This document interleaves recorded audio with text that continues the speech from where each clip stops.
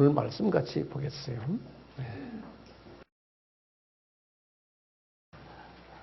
계속해서 우리 사도행전 강의를 하는데 오늘이 그 60번째 강의예요. 60번째 강의인데 강의 때마다 제가 말씀드리지만 오늘 드리는 말씀도 상당히 중요한 말씀이에요. 여러분들의 그 신학을 좀 정돈해주는, 특히 이스라엘과의 관계에서 말씀이 될 것 같아요. 오늘 제목은 이스라엘의 독립에 관한 말씀인데요. 유대인들을 하나님께서 이제 사용하시는 과정 속에서 제가 몇 주 전에 계속 말씀드렸지만 사도행전 강해가 50 이전 강해가 한 몇 주 전이기 때문에 여러분들이 조금 기억을 새롭게 해드려야 될 것 같은 생각도 들어서 간단히요. 이스라엘이라는 나라를 하나님이 그 민족적 사명을 주셔가지고 하나님이 사용하셨거든요.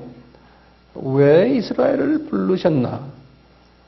라고 이제 하시면은 간단하게 이런 생각을 하시면 돼요. 하나님이 선택하신 이방 사람들을 추수하기 위해서, 이방 사람들을 추수하기 위해서 이스라엘을 부르셔서 사용하셨다라고 보면 돼요. 이걸 다른 말로 표현하면요, 이방 미전도 족속들을 복음화하기 위해서 이렇게 표현하면 돼요. 미전도 족속 2000년 전부터요. 또는 다른 말로 표현하면요, 이방인들의 충만한 숫자를 채우기 위해서 이런 단어를 우리가 쓸 수 있어요. 또는 다른 말로 표현하면 이방인 복음화를 위해서, 이런 모든 다양한 표현들이 같은 말들이에요. 그러니까 이방인 추수를 위해서 하나님께서 이스라엘 사람들을 선택하신 거예요. 선택을 하셔서 이분들이 어떤 역할을 하게 하냐면요, 생명 살리는 역할을 감당하게 했어요. 그러니까 이방인들 하나님이 택하신, 우리 칼빈주의에 하면 하나님이 택하신 분들이 있죠. 그분들에게 생명을 주기 위해서 이분들을 사용하시는 거예요. 그러니까 이 말은 이분들이 우리 요한복음 12장 24절 말씀, 이분들이 뭐가 돼요? 하늘의 밀이 되는데 땅에 떨어져 죽게 하는 사건이에요. 죽어야지만 많은 열매를 맺어요. 그냥 땅에 떨어진 것만이 아니고, 그래서 하나님께서는 이 이방인들을 살리기 위해서 하나님의 그 백성 중에 99.9%가 이방인이거든요. 이분들 살리기 위해서 유대인들을 사용하시는데, 유대인들을 이렇게 사용하신다라고 역사 속에서 이 드라마에 나타나는 하나의 장면처럼 우리에게 역사 속에서 눈에 보이도록 가르쳐 주는 거예요. 이 사람들이 드라마에서 뛰는 거예요. 그럼 우리가 이거 딱 보는 거예요. 이스라엘의 역사를 보면서요. 그래서 이제 이스라엘의 역사 속에서 이 생명 살리는 일, 이 말은 다시 말하면 이스라엘이 죽어야 돼요. 망해야 돼요. 그리고는 죽어서 망하면은 이스라엘이, 그러면 어떻게 되느냐? 이방인들이 살아나기 시작하는 거예요. 이방인 중에 하나님이 택하신 이방인들이 살아나다가 어느 정도 이방인들의 숫자가 찼다 그러면 하나님이 보시기에 이제 차가고 있다라고 보시면, 이제는 이 이스라엘이 망했던 이스라엘을 다시 소생시키는 일을 이제 하시는 거예요. 그러면 우리가 그 소생되는 이스라엘을 보면서 이방인의 충만한 숫자가 차가고 있구나. 다시 말하면 이방인 농사가 이제는 차가고 있구나라는 걸 볼 수 있어요. 유대인의 모습들을 보면서요. 그래서 제가 이렇게 보니까요, 유대인이 이런 모습을 드라마로 보여주는 그 드라마의 제목들이 몇 개가 있으니까 5개의 드라마 제목이 있어요. 이스라엘 사람들을 사용하는 우리가 쫙 눈에 보이는 첫 번째 드라마 제목이 뭐냐면요. 성전을 파괴시키는 거예요. 그래서 이게 주후 70년에 일어났어요. 그랬죠?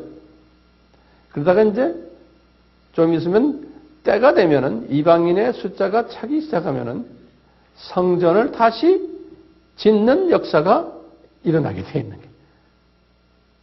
두 번째로요. 나타나는 현상이 뭐냐면 이스라엘 사람들이 성전 파괴만이 아니고 나라를 망하게 하는 거예요. 나라를 잃어버리게 하는 거예요. 그것도 주후 70년에 일어나 버렸어요. 그래가지고는 나중에 이제 이방인의 숫자가 차간다 하면은 나라를 또 다시 회복시키는 일을 이제 우리에게 보여줄 거예요. 지금 오늘은 이 나라가 회복되는 모습을 좀 자세히 볼 거예요. 세 번째로 주님이 또 뭘 하냐면 그렇게 한 다음에 나라를 잃어버리고 성전 파괴된 다음에 이 민족을 온 사방에다 흩어져 버리는 거예요. 소위 뭐라고 그래요? 디아스포라.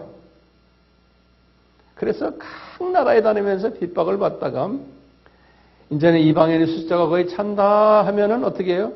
이 민족을 고토로 귀환시키는 일을 하는 거예요. 우리가 다 공부했어요. 고토로 지금 귀환되고 있죠? 그것을 알리야 운동이래요. 알리야 운동. 이것이 지금 진행되고 있는 거 우리가 심도 있게 공부했어요. 네 번째로는요. 이분들이 이렇게 바깥에 나가 살면서 반유대주의의 사상으로 핍박을 받는 거예요. 어디 가든지 얻어맞고 어디 가든지 핍박과 인권 유린당하고 모든 부분에서 불이익을 당하는 그것을 반유대주의 그러죠. 안티세미티즘. 이것이 과거 2000년 동안 쫙 일어나 있었어요. 누구에 의해서 이 운동이 일어나요? 이 운동은 기독교인들에 의해서예요. 그래서 기독교인들 중에 어떤 그룹들이 언약주의자들 기억나십니까? 언약주의자들 로마 가톨릭 정교회 개신교들 다 루터교 성공회 감리교 장로교 침례교 모든 기독교 교단들이 무슨 주의였어요? 안티세미티즘, 반유대주의. 강하게 이 사상 때문에 훈련받았어요. 이스라엘 사람들이. 근데 이방인의 숫자가 이제 조금 차기 된다 하니까 무슨 사상이 요새 나오냐면 19세기 말부터 친유대 사상이 나타나는 거예요. 갑자기. 그 친유대 사상의 대표적인 주의가 무슨 주의예요? 세대주의. 존 다비이즘이라고 그랬죠. 세대주의. 이렇게 해가지고 갑자기 기독교 안에서 친유대 사상이 일어나면서 이것이 지금 로마 카톨릭에도 들어가서 이제 로마 카톨릭의 지난번 교황 이름이 뭐예요? 요한 바오로 2세가 갑자기 친유대로 바꿔서 거기에 찾아가서 우리 미안하다라고 고백까지 하시고 이와 같이 로마 카톨릭 그러니까 지금 개신교들도 갑자기 친유대로 지금 서서히 움직여 가고 있는 거예요. 우리나라도 마찬가지. 우리나라의 장로교는 감리교는 교리가 반유대 교리예요. 그런데 우리나라도 지금 장로교, 감리교, 침례교 안에서도 친유대적인 사상을 가진 교회들이 나오기 시작하는 거예요. 이건 놀라운 일이에요. 왜 이런 사상이 나오게 됐나요? 목적은 이방인의 숫자가 지금 이제 차가고 있다. 그 다음에 뭐예요? 유대인의 눈 감김이에요. 예수님을 못 보는 거예요. 그것을 다 교육해놨었죠. 누구 때부터요? 모세 때부터. 신명기 32장 20절에서 뭐예요? 21절에. 이사야서 6장 9절에 로마서 9장에서 10장, 11장 다 이야기 나와요. 그런데 쭉 이분들이 눈이 감겨 있다가 요 근래 와서 한 100년 전부터 뭐가 나와요? 메시아닉 주들이 나타나기 시작하는 거예요. 유대인들이 눈 뜨는 유대인들이 구약의 여호와가 예수님이라는 이러한 사람들이 나타나기 시작하는 거예요. 그러고 보면 아하, 이방인의 숫자들이 지금 차가고 있구나. 이렇게 보시면 돼요. 이런 걸 다 볼 때요. 하나님이 유대인들을 사용하고 계심이 틀림없죠. 그렇죠? 이 5가지 중에서 4가지는 제가 이미 다 설명을 해줬어요. 오늘은요, 이 5가지 중에서 마지막에 나라를 잃어버리는 사건. 그러다가 때가 되면은 나라를 다시 회복한다고 하는 그 때가 언제 유대인의 이 때가 이방인의 충만한 숫자가 들어올 때 되면 나라를 다시 회복한다는 사건이에요. 이것을 우리가 오늘 좀 심도 있게 공부하려고 그래요. 자, 그러면요. 이 나라가 잃어버린 건 언제 잃어버렸어요? 주후 70년에 잃어버렸어요. 잃어버린 다음에 나라를 되찾은 거는 언제예요? 1948년 5월 14일에. 그러면 1948 빼기 70 하면은 약 몇 년이에요? 1800 조금 1900년 가까이까지 나라 없이 지냈던 거예요. 자, 그렇다면요. 이 나라 없이 나라가 없어진다는 것은 그러면 구약 성경에는 예언이 되어 있냐 이거예요. 되어 있는 거예요. 여호와 하나님이 예수님이 주전 600년에 예레미야에게 예언을 하셨어요. 이런 사건을. 그래서 우리 모두 성서를 같이 열어봐요. 예레미야 8장 13절이 예레미야 8장 13절. 이제 8장 13절을 제가 읽어보겠어요. 여호와께서 말씀하시되, 여호와는 누구예요? 예수님께서 말씀하시되, 내가 그들이란 건 유대인들이에요. 이스라엘 사람들을 진멸하리니 포도나무에 포도가 없을 것이요, 무화과 나무에 무화과가 없을 것이요, 그 잎사귀가 마를 것이라. 내가 그들에게 준 것이 없어지라 하셨다. 이렇게 말씀했어요. 여기 보시면 하나하나요. 여호와가 말씀하시되 내가 그들을 진멸하리니, 이스라엘을 진멸하겠다는 거예요. 포도나무에 포도가 없을 것이요. 이게 무슨 말이에요? 포도나무에, 그 이스라엘이라는 나라를 포도나무로 이야기할 때가 많고, 또 포도나무는 누구예요? 요한복음 15장 1절에서는 예수님이 나는 산 포도나무요, 농부는 누구라고요? 아버지는 농부다, 이런 말씀이에요. 요한복음 15장 1절에. 그러니까 포도나무에 포도가 없을 것이요. 이 말은 뭐예요? 이 포도나무는 이스라엘이라는 나라로 생각해도 돼요. 예수님이 태어난 민족이에요. 같이 말하면요, 이스라엘 나라라고 생각하세요. 예수님이시면서 거기에 포도가 없다는 거예요. 뭐예요? 복음의 열매가 없다는 소리예요. 예수를 보질 못한다는 거예요. 그러니까 예수를 영접하지 않는다라고 말로 표현하면 돼요. 그 다음에 또 무화과 나무가 그랬어요. 똑같이 무화과 나무도 이스라엘 나라를 상징해요. 이 무화과 나무에 무화과가 없다는 거예요. 다시 말하면 예수님의 열매, 복음의 열매, 다시 말하면 예수님을 모르게 된다는 거예요. 유대인들이 눈이 강해 예수를 안 믿는다는 거예요. 영적 눈이 감길 것을 말하는 거예요. 그러니까 이 나라가 그 다음에 보면 잎사귀가 마를 것이며, 그러니까 이 나무의 잎사귀는 그 나라 잎사귀가 있어야지만 햇빛을 받잖아요. 영양소도 받고요. 내가 그들의 준 것이 없어지리라. 그러니까 이 나라가 예수님을 영접하지 않기 때문에 나라가 망해버린다는 거예요. 이렇게 예언을 하신 거예요. 예레미야에게 예수님께서요. 이 예언을 하신 후에 600년이 지나갔어요. 예수님이 지금 고난주일에, 고난주일은 시작이 종료주일부터 시작하죠. 고난주일이요. 종료주일. 1월 며칠이에요? 1월 10일이죠. 요날 시작해서 1월 10일을 종료주일 그 과정을 예수님이 겪으신 다음에 그 다음에 거기서 나와서 베다니로 나가셨어요. 주일날 저녁에. 그래가 누구네 집에 가 주무셨어요? 마리아, 마르다, 나사로 집에서 주무셨어요. 베다니에서.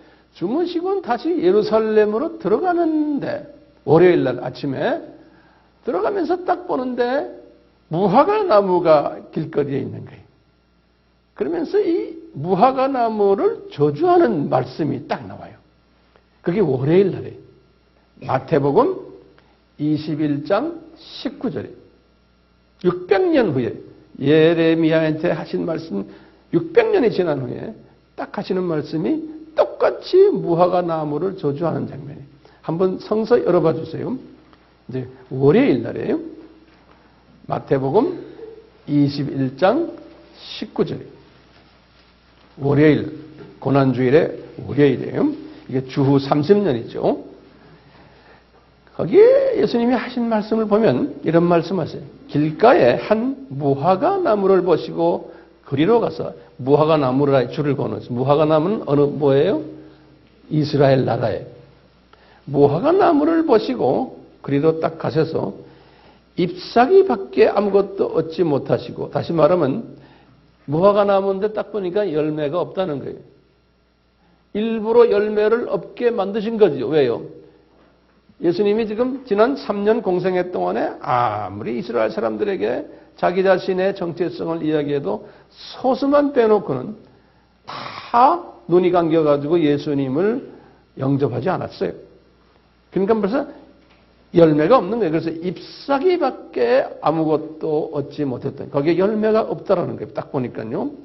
그러면서 이르시되 하시는 말씀이 그 재밌는 말씀. 한국말로 그래서 이제부터, 그러니까 지금부터는 주 30년이에요. 이제부터 영원토록 내게 열매가 맺지 못하리라 하시니 무화과 나무가 곧 마른지라. 이런 말씀이었어요. 여기 한국말로 영원토록이라는 말을 하는데 이건 번역이 잘못됐어요. 이 번역대로 하면은 문제가 있어요. 그래서 원어를 가르쳐 드릴게요. 원어는 뭐라 되어 있냐면요. 메케티라는 용어예요. M-E, K-E-T-I. 메케티 이런 말이 됐어요. 그래서 이렇게 헬라 사전의 그 의미를 제가 쭉 들여다보니까 이 메케티라는 말을 뭐라고 써있냐면 영어 사전에도 이렇게 써있어요. eternal 이렇게 쓰질 않았어요. no more, no longer 이런 말, no longer란 말이 뭐예요? 이제부터는 더 이상 못하다 이런 뜻이에요. 그 메케티를 제가 딱 헬라 사전을 들여다보니까 뭐라 썼냐? 이제부터는 점을 똑똑똑 쳐놓고 못하다 그랬어요. 이게 메케티란 의미라는 게. 이제부터는 점 똑똑똑 못하다 이렇게요. 그러니까 이 말이 뭐예요? 이제부터는 영원토록이 아니에요. 내게 열매가 맺지 못하리라 그런 거예요. 언제까지가 있어요. 그러니까 다시 말하면 어떻게 같아요? 이 무화과 나무가 이스라엘이 그 후부터 쭉 열매를 맺지 못한다는 말은 뭐예요? 영의 눈이 어두워서 예수님을 보지 못하리라. 그러다가 이제 언젠가서는 그것이 이제 변하리라, 보게 되리라. 이렇게 하시면서 무화과 나무를 이제 저주하시는 거예요. 그래갖고 나무가 통째로 말라버린 거예요. 여기 지금 예수님이 그래서 우리에게 너희들 믿음이 있으면 이렇게 할 수 있다 이렇게 말씀을 이제 이어나가는 거예요. 예수님은 큰 믿음이 있어요. 이 역사 전체를 보는 믿음을 가지시고 그 나무에다가 딱 갖다 대니까 나무가 싹 말라버리는 거예요. 자, 그런데 여기 주후 30년인데 실제로 이 나무가 마른 것이 주후 몇 년이에요? 주후 70년이에요. 이 말씀을 딱 하시고는 40년 딱 있다가 정확하게 40이라는 숫자 우리 알죠? 하나님이 준비하시는 기간이. 그래가지고 70년이 딱 되니까 이 말씀 그대로 이 나라가 싹 말라버린 거예요. 주후 70년에. 그래서 없어져 버린 거예요, 나라가. 기가 차지 않아요? 이렇게 하시고는 우리 예수님께서는 제자들이 이것을 못 알아들으니까 다시 이와 똑같은 말씀을 비유로 또 말씀하시는 거예요. 비유는 항상 소수의 하나님이 택하신 사람만 이해하도록 하기 위해서 하는 것이 비유의 말씀이에요. 예수님이 마태복음 13장에 그랬어요. 이건 꼭 소수의 사람만 알아들을 수 있게. 그래서 누가복음 13장 6절에서 9절에 이 내용을 예수님이 비유로 말씀하시는 거예요. 한번 성서를 다시 한번 열어봐 주세요. 자, 6절에 보시면 한 사람이, 이 한 사람은 누구냐면 지금 예수님 자신을 말씀하시는 거예요. 한 사람이 포도원에 무화과 나무를 심은 것이 있더니, 그러니까 포도원이라는 건 이 세상이에요, 이 세상. 예수님이 이 세상에 무화과 나무를 심었다는 것. 다시 말하면 무화과 나무는 뭐예요? 이스라엘을 심었는데, 이스라엘 나라를 탄생시켰는데, 그래서 와서 그 열매를 구하였으나, 다시 말하면 와서 보니까 무화과 나무에 열매가 없는 거예요. 다시 말하면 예수 믿는 사람이 별로 없다는 거예요. 예? 눈뜬 사람이 없다는 거예요. 예수님이 와서 보니까. 그런데 그 열매를 구하였으나, 예수님이 와서 왜 열매 없느냐 이렇게 찾아보니까 열매를 찾지 못하겠다는 거예요. 예수님이 이 무화과 나무에서, 그러니까 이 유대인들 사이에서는 눈뜬 크리스찬들이 많지 않다는 거예요. 그래서 이제 7절에 과수원지기에게 이르되, 이 과수원지기는 누굴까? 제가 볼 때는 예수님의 제자들 같아요. 과수원지기에 이르되 내가 3년을 와서 이 무화과 나무의 실과를 구하되 그랬어요. 이 3년을 와서 이런 말이 뭡니까? 예수님이 3년 동안 공생을 하시면서 유대인들에게 눈 떠라 해도 이게 안 된다는 거예요. 실과가 복음 아무리 전해도 눈을 뜨지를 않는다는 거예요. 그래서 얻지를 못하되, 그러니까 예수님이 하시는 말이 찍어버려라 그런 거예요. 찍어버려라 그놈의 무화과 나무를.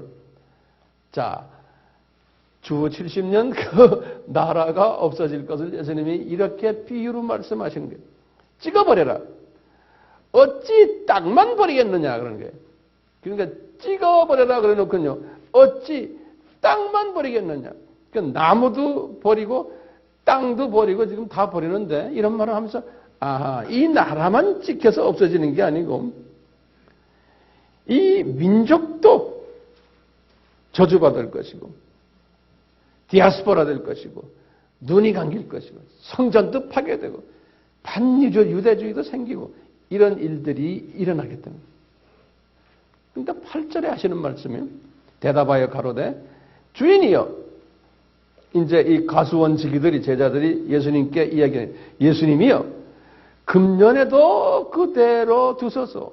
내가 두루 파고 거름을 주리니 후에 만일 실과가 열면 이언이와 그렇지 않으면 찍어버리소서 하시니라. 그러니까 지금 이것이 누가복음 13장은 이게 3년 공생에 단 절반 정도 됐을 때거든요. 그러니까 예수님 보고 우리가 열심히 전하겠으니 조금 참으세요. 그래서 우리가 열심히 전했는데도 실가가 열리지 않으면 어떻게 해요? 찍어버리소서 그런 거예요. 근데 실제로 실가가 열렸어요? 별로 열리지 않았죠? 그러니까 예수님이 찍어버리겠다는 거예요. 그 찍어버리겠다는 거 이런 비유로서 자기와 무화과와 또 가원지기들과 열매와 이 모든 비유를 가지고서 주님의 뜻을 그렇게 설명하시는 거예요. 그러니까 뭘 설명하려고 그래요? 단순히 말하면은 이스라엘 나라는 하늘의 밀이 땅에서 죽어야 되는데 나라가 이제 찍혀서 없어지겠다는 거예요. 나라가. 그래서 이 말씀이 그대로 주후 70년에 이루어진 거예요. 신비하죠? 네. 자, 그런데요. 월요일 날에 이렇게 말씀하셨는데 고난주일에 예수님이 화요일에 고난주일 화요일에 설교를 12번을 했어요. 12번을. 12번을 하셨는데 긴 설교를 마태복음 21장 요 월요일 지나고 그 다음부터 계속해서 화요일 설교 우리 다 공부했잖아요. 이렇게 했는데 이분이 우리 잘 아는 마태복음 24장 25장이에요. 마지막 화요일 설교가 감남산 설교. 감남산 설교라는 건 마태복음 24장 25장 두 장이에요. 요 설교를 하실 때 우리 잘 아는 한번 열어보세요. 이제 성경을 마태복음 24장이에요. 3절에 예수님이 하신 제자들의 질문이 굉장히 중요한 질문이죠. 예수님의 이 재림이 언제일 거고 예수님의 재림과 또 이런 모든 일들이 언제 일어나겠습니까? 라고 물어보니까 엔타임이 언제입니까? 그러니까 3절에 이렇게 질문하는 거예요. 그래서 우리 알다시피 이제부터 4절부터 쭉 시작하는 거예요.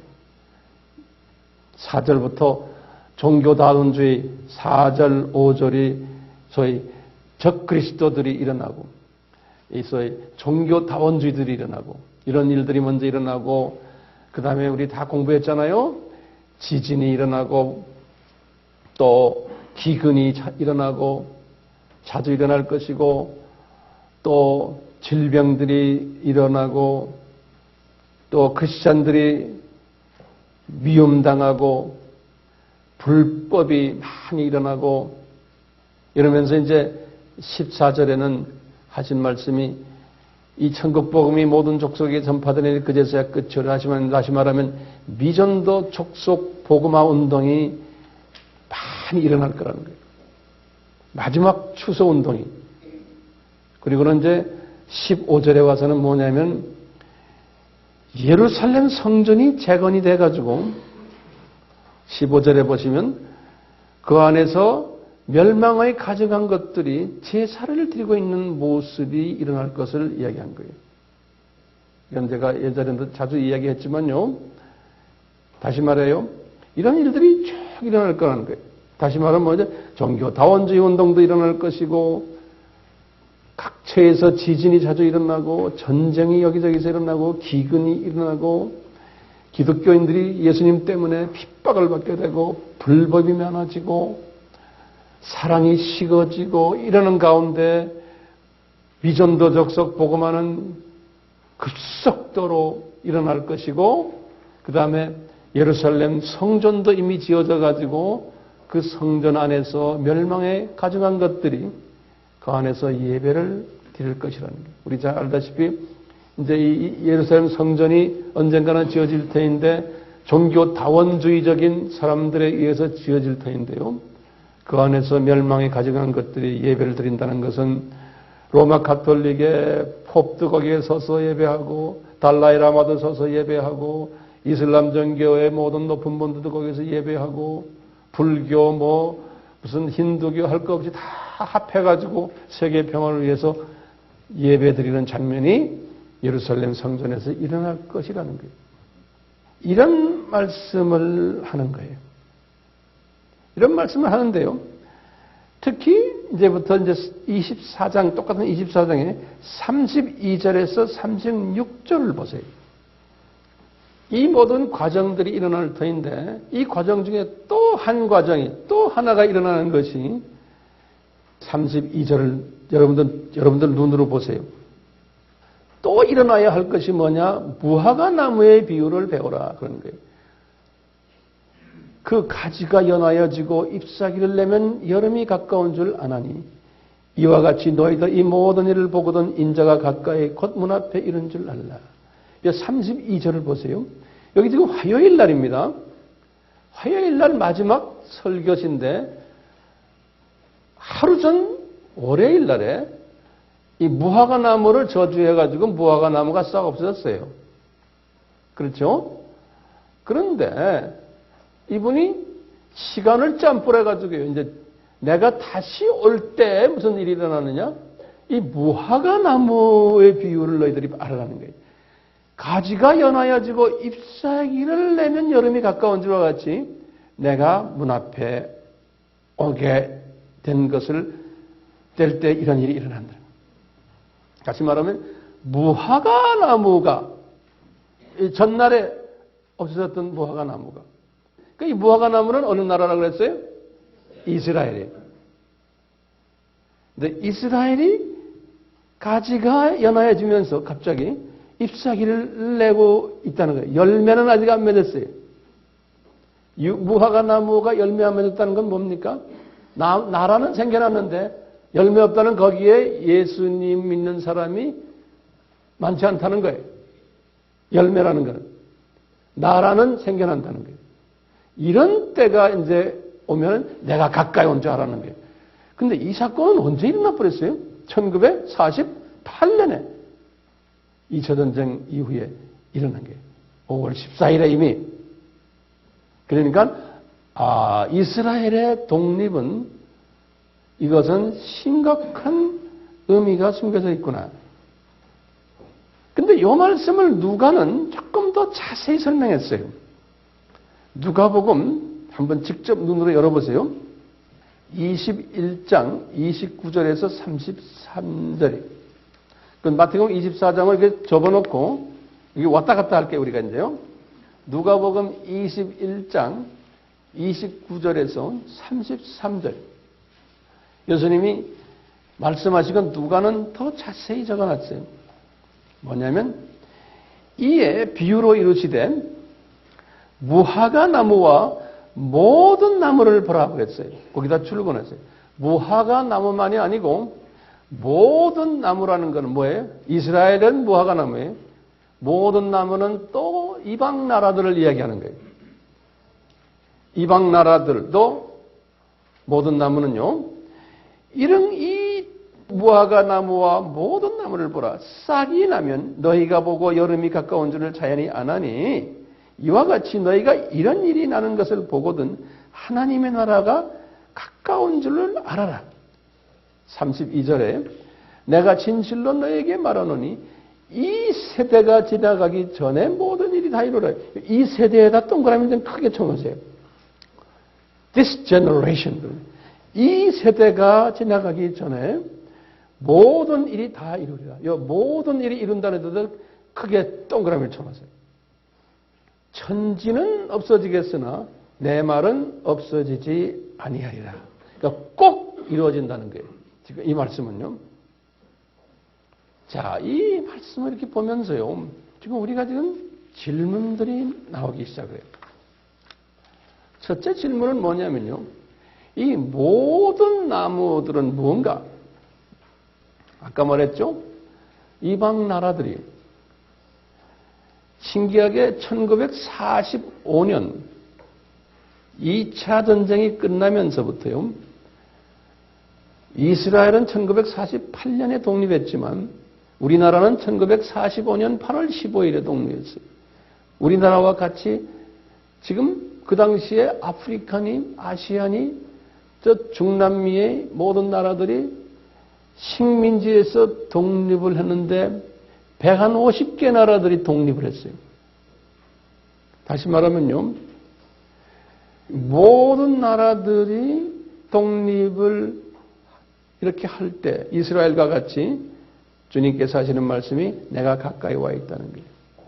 그런데요, 뒤늦게 독립한 나라들이 있어요. 모든 나라 중에요. 홍콩이에요.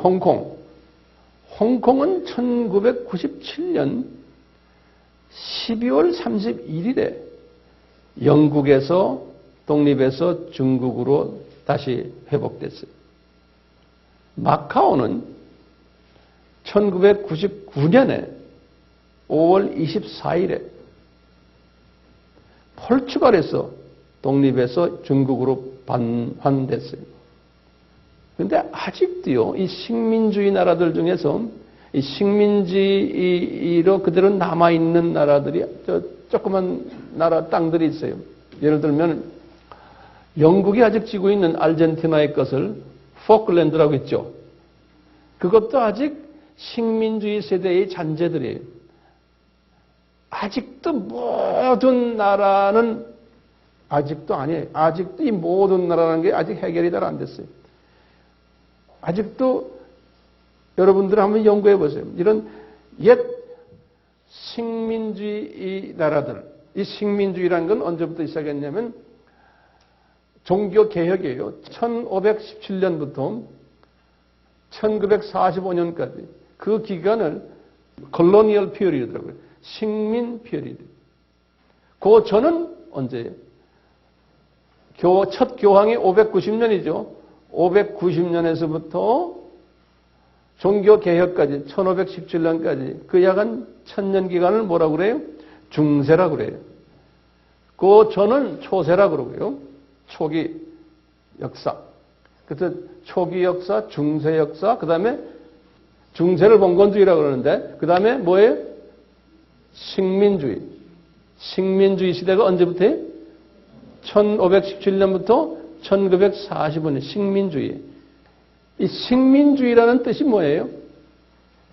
파워가 있는 소수의 나라가 전 세계를 쥐고 있는 기관이라는 소리예요. 파워가 있는 소수의 나라가. 그래서 그 나라 사람, 그 소수의 나라, 이 소수의 나라들이 어떤 나라일까요? 영국, 그 다음에 이번 심지어는 홀랜드, 화란까지, 화란도. 조그만 나라가. 인도네시아 다 먹어버렸어요. 화란이. 저쪽에 남아프리카. 그러니까 영국, 불란서, 스페인. 지금 저 남미, 중미 다 스페인이 시들 아니에요? 그 다음에 포르투갈. 포르투갈은 브라질을 먹은 사람들. 그 다음에 불란서. 불란서는 이 아시아의 월남, 라오스, 캄보디아. 이 세 나라를 먹었어요. 그 다음에 저쪽은 많이 먹었어요. 불란 사람들이.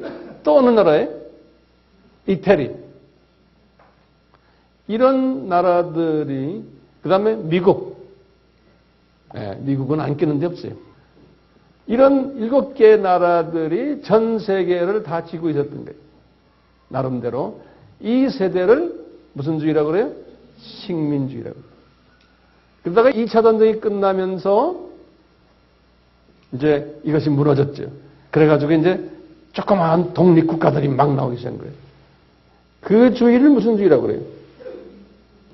이 독립국가들이 막 나온 2차 전쟁 이후에 민족주의 그러는 거예요. 민족주의, nationalism 그래요.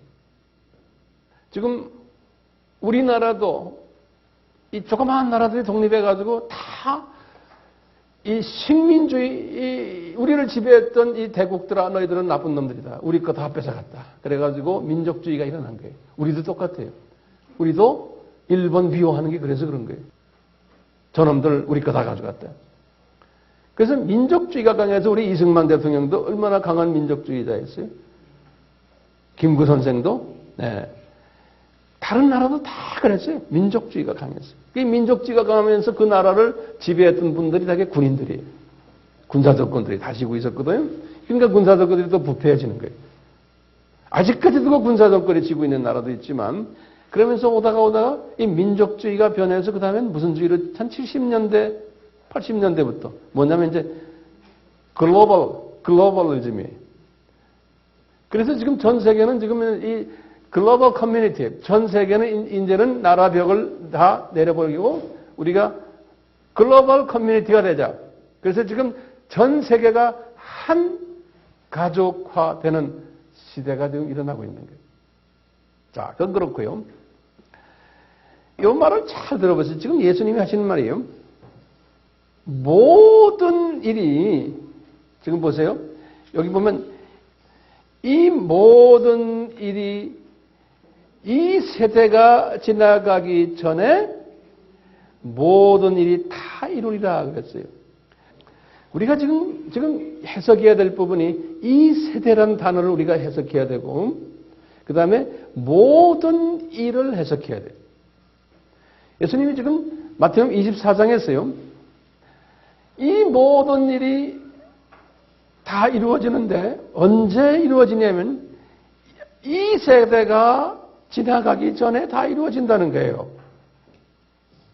이 모든 일이 다 이루어지는데 언제 안에 이루어진다고요?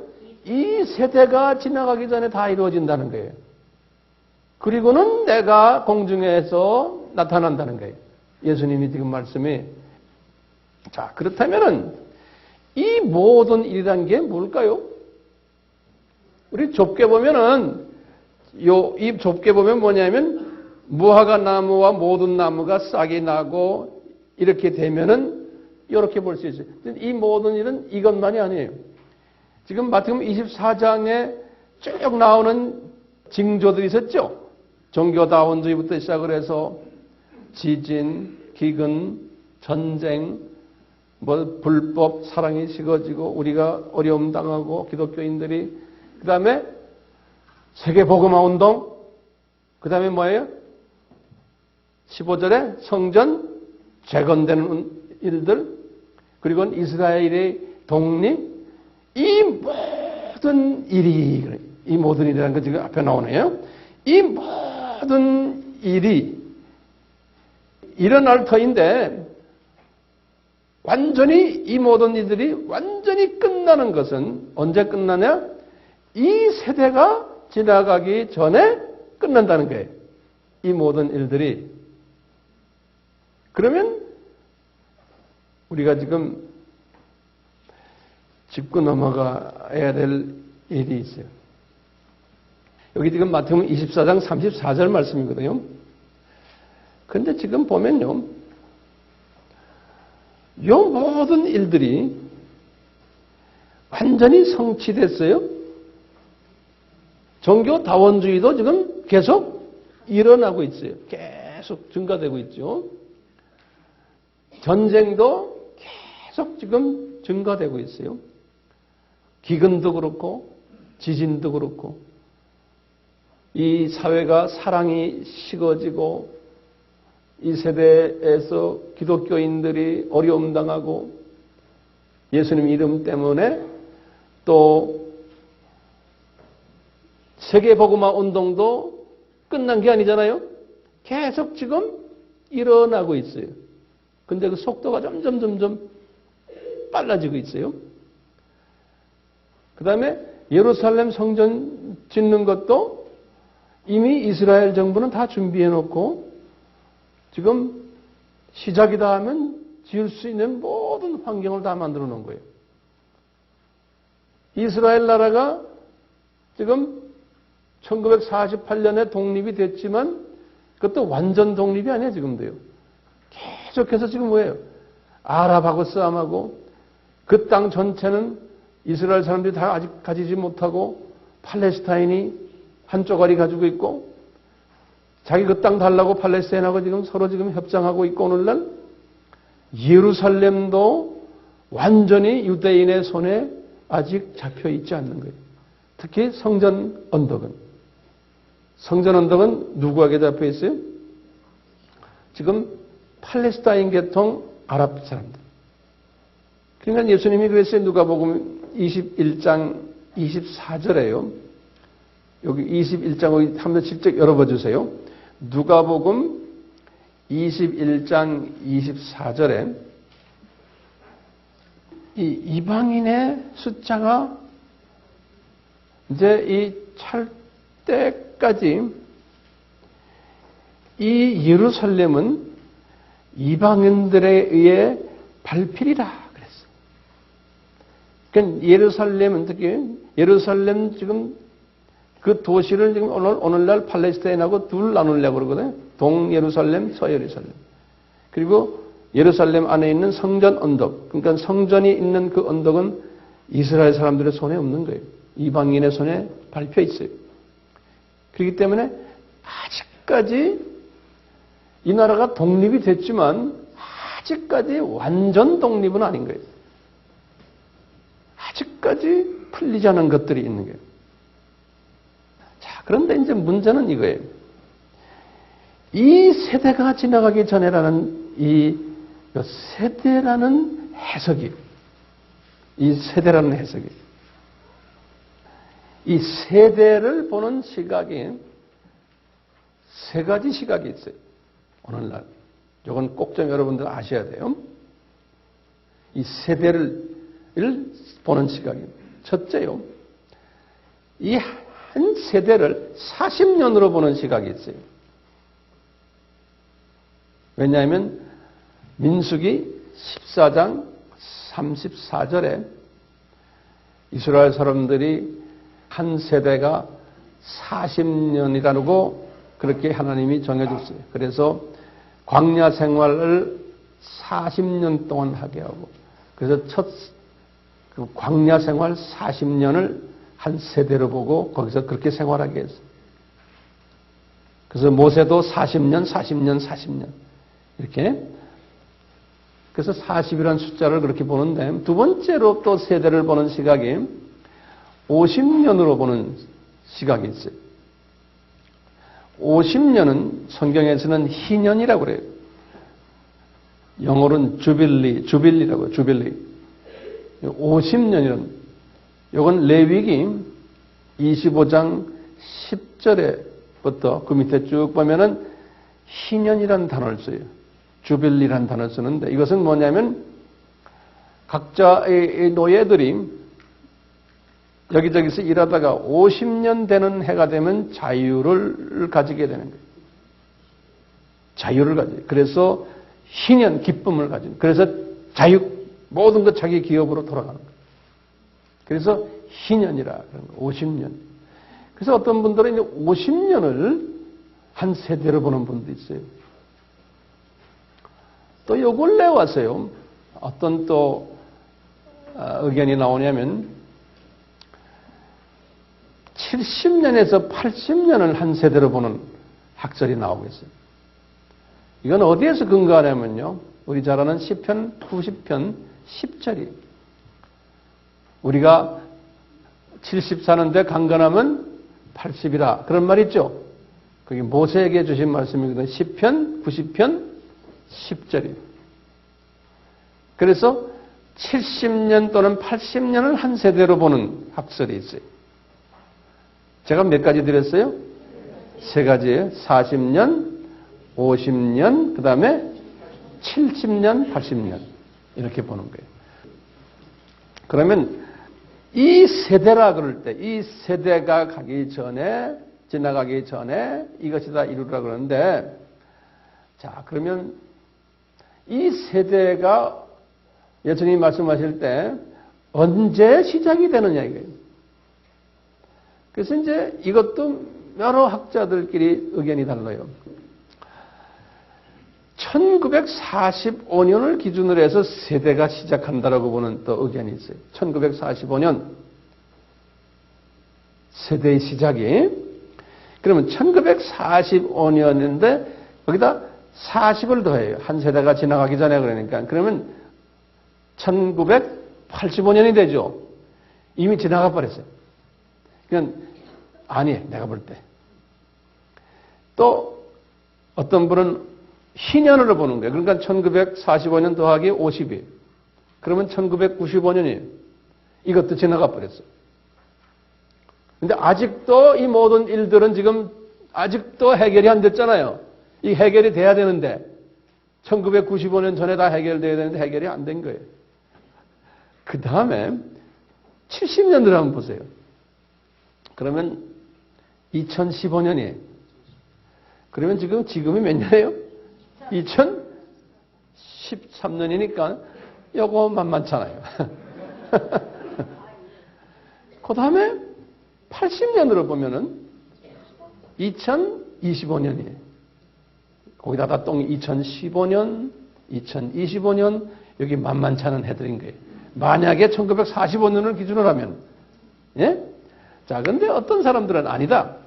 이스라엘이 독립한 날부터, 그 해부터 기준을 하자. 그래서 1948년을 기준으로 하는 사람들도 있어요. 자, 그렇다면은 1948년에 40을 더하면 88년이야. 이것도 아니야. 또 48년에 50을 더하면 98년이야. 이것도 지났어. 48년에 70을 더하면 2018년이에요. 그리고 48년에 80을 더하면 2028년이에요. 자, 근데 어떤 사람들은 그런 거예요. 이것도 아니다. 기준을 그거 잡으면 안 된다. 기준을 실제로 이스라엘 사람들이 예루살렘을 탈환한 때를 잡자 하는 거예요. 예루살렘을 탈환한 것이 6.1 전쟁 때, 다시 말해 1967년이에요. 1967년에. 그 67년을 기준으로 한다면은 40을 더하면 2007년에 지나갔어요. 67년을 기준으로 해서 50을 하면 2017년. 이것도 만만찮죠? 67년에 70을 더하면 2037년에. 67년에 80을 더하면 2047년에. 그러니까요, 이 연도를 지금, 이 가능한 연도를 다 이렇게 딱 한눈으로 보면은, 이제 이 세대를 우리가 좀 넓게 보면요, 지금 앞으로 있을 2015년부터 2047년까지야. 이 기간 안에서 일어나지 않을까라고 우리가 추측을 한번 해보는 거예요. 어느 해다 이것은 나는 말할 수가 없어요. 나도 몰라요. 그 날과 그 때는 알 수 없어요. 그렇지만 추측은 하는 거예요. 자, 그렇기 때문에 우리는 예수님이 이 말씀을 해주시면서 요때 2018년에서부터 지금 몇 년에 47년 이 안에 뭔지 정확한 숫자는 예수님만 아시죠? 이 안에서 무슨 일이 거의 다 마무리가 될 것 같아요. 종교다원주의도 어느 정도 주님 다 마무리시킬 것이고 기근이니 지진이니 뭐 기타 등등 그 다음에 세계 복음화도 어느 정도 마무리. 왜? 진짜 마무리는 언제예요? 천년왕국이 끝날 때. 진짜 완전 마무리는 천년왕국이 끝날 때. 그렇죠? 그 마지막 때 마지막 추수가 있다고 기억나시죠? 네. 그렇지만 천년왕국 전까지 예수님의 공중 재림에서 내려오시는 요 전까지의 세계복음화는 어느 정도까지는 모르지만 지금 우리가 진행하고 있으니까요. 미전도적서의 인간 다가 끝나지는 않을 것 같아요. 아직도 한참 가야 돼요. 그렇지만 우리는 그냥 최선을 다하는 거예요. 예수님이 우리에게 이런 말씀을 주신 건 이런 거예요. 정확한 그날과 그 시간은 너희들은 모르지만 예수님이 말씀하시고 나도 모른다 그러는 거예요. 왜 예수님이 전지하신 분인데 모른다고 그러세요? 예? 이분은 뭐예요? 빌립보서 2장 7절에 뭐예요? 신성을 포기하시기 때문에 100% 완전한 인간이시기 때문에 완전한 인간의 수준에서는 모른다는 거예요. 그러니까 이분도 기도해가지고 신성을 다시 어느 정도 받아야지만 성령님의 도움이 있어야지만 이분도 알 수 있는 거예요. 그 말씀하는 그 순간에는 이분이 모르셨던 거예요. 왜? 왜 몰라요? 완전한 인간이셨기 때문에. 그러니까 우리도 마찬가지. 우리도 완전한 인간 아니에요? 우리가 성령님의 지혜를 받으면은 어느 정도 추측할 수가 있다는 거예요. 그래서 예수님이 말씀하시는 거예요. 거기다 적어놓으세요. 마태복음 16장 1절에서 3절 말씀. 굉장히 중요한 말씀입니다. 이제 바리새인들이, 서기관들이 예수님 보고 그러는 거예요. 예? 당신 우리에게 사인을 보여주시오. 그러니까 예수님이 하신 말씀이 있어요. 너희가 저녁에 하늘이 붉으면 날이 좋겠다라고 하지. 그리고 아침에 딱 일어나 보니까 하늘이 붉고 흐리면 오늘은 날이 굳겠다 하지 않니? 너희가 천기를 분별할 줄 알면서 시대의 표적은 분별을 할 줄 모르느냐 그러는 거예요. 그러니까 우리는요, 이 시대의 표적을 예수님이 이렇게 자꾸 보여주는 거예요, 우리한테. 시대의 표적을 보면서 너희들은 이 시대를 분별할 지혜를 가지라는 거예요. 마태복음 몇 장 몇 절이요? 16장 1절에서 3절이요. 그러니까 예수님이 지금 우리에게 이 시대의 표적을 다 보여주셨어요. 자, 이제 제가 결론적인 말씀인데요. 이걸 한번 정리해 보세요. 이스라엘을 주님이 사용하셔가지고 누구 복음화를 위해서요? 이방인의 복음화를 위해서. 한 알의 미 땅에 떨어져 죽게 만드는 거예요. 이스라엘이라는 나라를. 우리 개인도 마찬가지지만 나라 차원에서도 똑같은 거예요. 그래서 지금 이미 주 70년 사건에 이 일이 이루어졌어요. 이루어지기 전에 주님께서 다 예언적으로 말씀하셨어요. 그래갖고 주 70년에 이 일이 일어나가지고 주 70년부터 쭉 해서 이제 지금까지 이방인의 숫자들이 차가고 있는 거예요. 그 어느 정도 지금 찼다 생각하니까 어느 정도의 이제는 하나님께서 이 5가지의 부분에서 회복을 지금 보여주고 계시는 거예요. 디아스포라가 눈을 뜨게 되고 반유대주의가 친유대주의로 조금씩 가게 되고 디아스포라들이 고국으로 돌아오는 일이 일어나고 나라가 잊어버렸는데 지금 이 나라가 다시 생겨나고 이제 성전이 파괴됐는데 이제 성전도 곧 지어질 것 같고 이런 일들이 지금 일어나고 있는 거예요. 서서히. 이 중에 지금 오늘은 우리가 무슨 공부했어요? 지금 나라가 다시 회복되는데 완전히 지금 회복되지를 않았어요. 다시 말하면요. 이것이 언제 완전히 회복될까요? 지금 이 5가지가 이방인의 충만한 숫자가 차면 다시 말하면 이방인의 숫자에 비례해서 이 5가지가 완성이 돼가고 있는 비례해서 같이 가는 같이. 특히 지금 마태복음 24장에서 말씀하듯이 이 모든 것이 할 때요. 우리가 지금 관심 두는 건요. 다른 것들은 다 주님의 손에서 지금 움직이고 있는데 이 모든 것들이 지금 움직여 나가고 있는데요. 우리 책임이 하나 딱 있는 거예요. 우리가 요 모든 것들 지금 진행하고 지금 미완성으로 지금 아직 완성이 안 됐지만 진행으로 가고 있는데 우리가 할 일이 뭐냐면 미전도적서 복음화예요. 요거는 우리 보고 나가서 하라는 거예요. 나머지 기근이 일어나고 하나님의 손에 잡혀 있어요. 지진도 그분 손에, 전쟁도 다 그분 손에 있어요. 우리 남북 문제가 다 주님의 손에 잡혀 있어요. 세상이 악해지고 이거 다 주님의 손에 잡혀 있어요. 성전 재건하는 걸 우리 힘으로 못해요. 이거 다 주님의 손에 잡혀 있어요. 근데 주님께서 우리에게 지상 사명을 주시면서 너희들 나가서 내가 누군지를 전해라는 거예요. 이방인의 숫자를 채우는 일을 하라는 거예요. 근데 이것도 우리 실력으로 하는 게 아니죠, 실은요. 우리는 그냥 하나의 도구로서 사용받는 것 뿐이에요. 이분이 하시는 거예요.